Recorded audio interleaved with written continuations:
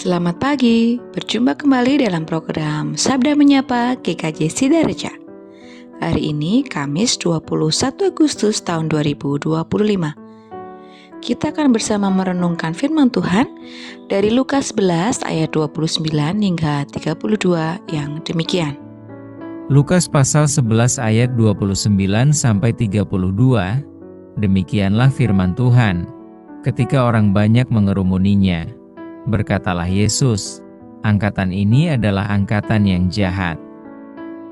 Mereka menghendaki suatu tanda, tetapi kepada mereka tidak akan diberikan tanda selain tanda Nabi Yunus. Sebab seperti Yunus menjadi tanda untuk orang-orang Niniwe, demikian pula lah Anak Manusia akan menjadi tanda untuk angkatan ini. Pada waktu penghakiman, Ratu dari Selatan itu akan bangkit bersama orang dari angkatan ini dan ia akan menghukum mereka. Sebab Ratu ini datang dari ujung bumi untuk mendengarkan hikmat Salomo, dan sesungguhnya yang ada di sini lebih daripada Salomo. Pada waktu penghakiman, orang-orang Niniwe akan bangkit bersama angkatan ini dan mereka akan menghukumnya. Sebab orang-orang Niniwe itu bertobat waktu mereka mendengarkan pemberitaan Yunus, dan sesungguhnya yang ada di sini lebih daripada Yunus." Tema yang kita akan renungkan adalah terimalah tanda itu. Beberapa kecelakaan lalu lintas terjadi karena orang suka mengabaikan rambu-rambu lalu lintas.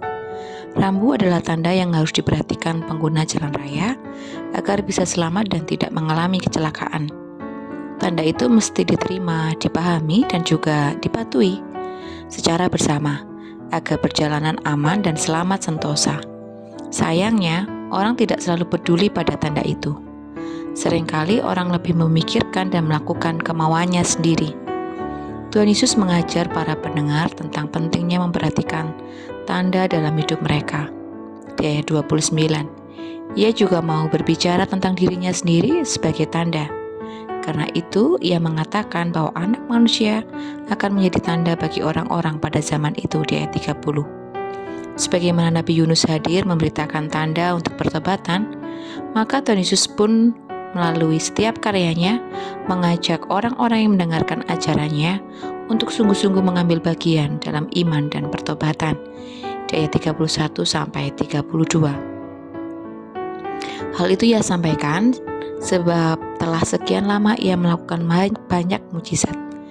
Namun mereka tetap meminta tanda lain sebagai bukti otoritas dan kuasanya. Karena itu, Tuhan Yesus mengatakan bahwa mereka akan dihakimi pada waktu penghakiman. Pada waktu itu, orang Niniwe yang bertobat setelah menerima tanda Yunus akan menjadi saksi penghakiman atas orang-orang yang menolak bertobat serta melihat tanda Anak Manusia. Saat ini kita bersyukur karena kita bisa belajar dari penolakan orang-orang pada zaman Tuhan Yesus. Dari hal itu, mari kita makin percaya kepada Dia yang telah mau menghadirkan tanda keselamatan bagi kita melalui kematian dan kebangkitannya. Setiap hari Ia juga selalu memberikan tanda kasih-Nya di dalam hidup kita.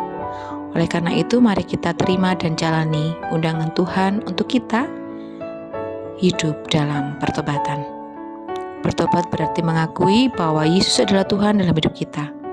Artinya, kita hidup melakukan firman-Nya sepanjang hidup kita. Jangan lagi kita hidup menurut kemauan kita sendiri. Tapi terimalah, kenalah, dan patuhilah Tuhan Sang Tanda itu. Mari bersama kita berdoa. Kami ucap syukur ya Tuhan untuk firman indah yang Kau berikan pada saat ini. Mampukan kami Tuhan untuk boleh terus rindu dengar-dengaran akan firman-Mu, mendengarkan setiap ajaran-Mu dan melakukan dalam kehidupan kami sehari-hari.